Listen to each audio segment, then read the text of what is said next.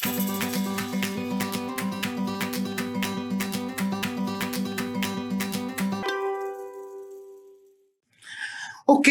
we are back with Dr. Sheri, and the conversation is going so well. We have to keep going.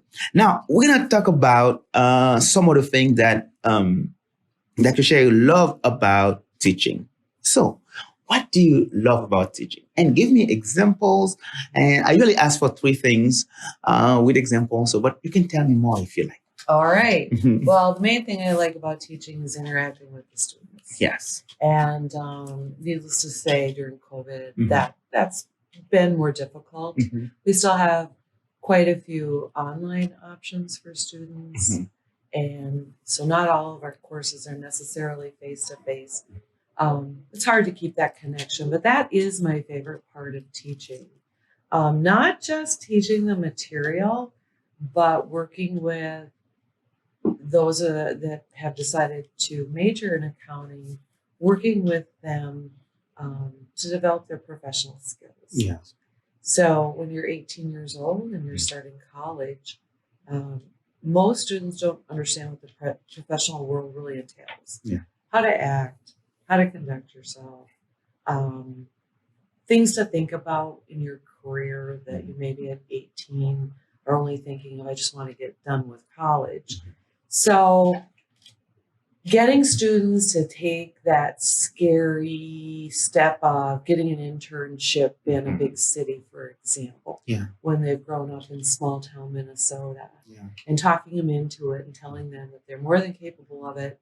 And it's just an internship. You don't have to commit, but spread your wings a little bit. Yeah. And that's so fun to watch them just blossom and to learn that, wow, I do know as much as my peers from other places around the country. Wow, I can do this. Yes. Yeah. So that's probably it's a good feeling. It is a really good feeling. Okay, pressure here. Number 2, being a college professor provides a lot of flexibility, and you're around a lot of very bright people that you work with, your colleagues. Yeah. And so I enjoy both of those two aspects. I once heard a fellow colleague of mine say that teaching at the college level is the most flexible and inflexible job there is. Oh, wow. And I said, well, what do you mean by that? Exactly. I'm curious now. And she was absolutely right on. She said, when you have class, you have class. There are no substitutes to come in. You know, it's your class. You need to be there ready to go. Yes. But the rest of the time, you have a lot of flexibility. In the state of Minnesota, we're required to have 10 office hours a week for our students. And so, but I can set those when I want. I have some flexibility in that if I wanted to change my schedule a little bit to accommodate, for example, my kids' schedules when they were little, that was doable. And so there's a lot of flexibility there. I might leave at 3:00 on a Wednesday or whatever, but I can be grading papers at 10:00 that night. Yes. So it's not your 8 to 6 or 8 to 5 type job. There's flexibility, and I really appreciate that. Yeah. And I know that more and more new college graduates are really looking for that, that flexibility, that I'm going to get my work done. Let me do it the way it works the best for me. Yes. And I really like that. Yes. That makes sense. Flexibility and autonomy when you're a college professor. To a certain extent, you're sort of your own boss. Yeah. What you do in your classroom, is what you decide to do.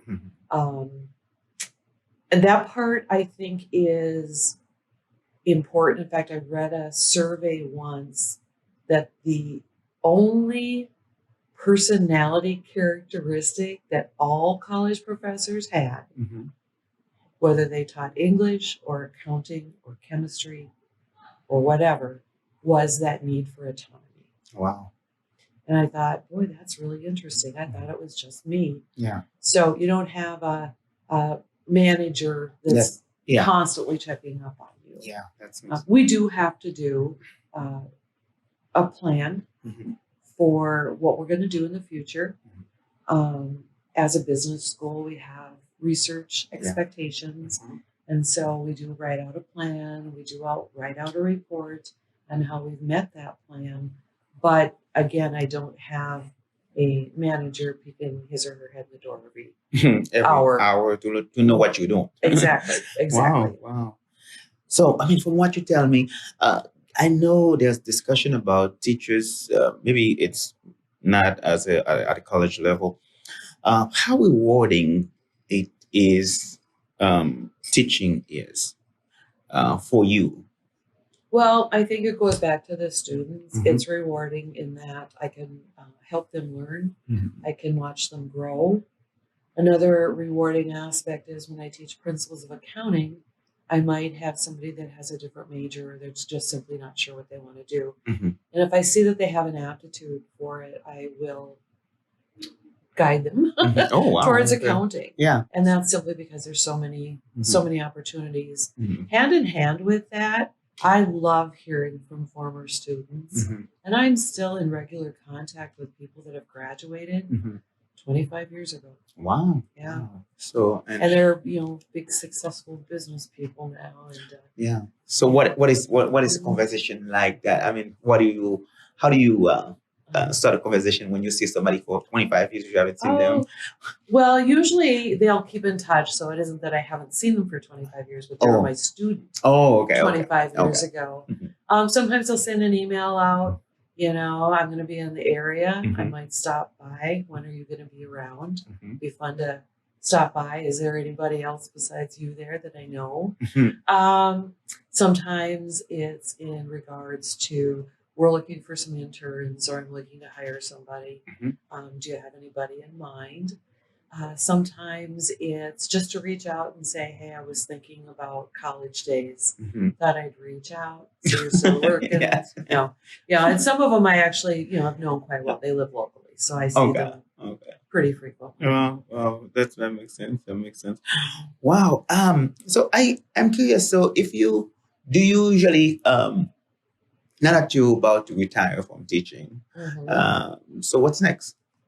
I'm not sure. Okay. Everyone asks that question. Okay. All right. I haven't decided yet. Okay. So we'll see what happens. Okay. Oh, Yeah. absolutely. Yeah. So yes, we're gonna take another pause here just to enjoy our food. So and then after that we will be back. And when we come back, we'll talk about some of the challenges associated with accounting. And I know that young professionals out there, they need to know if they are going in that field, what they can expect. So I'm going to ask Sheri, according to her, what she thinks are the top three challenges that accountants face when we come back.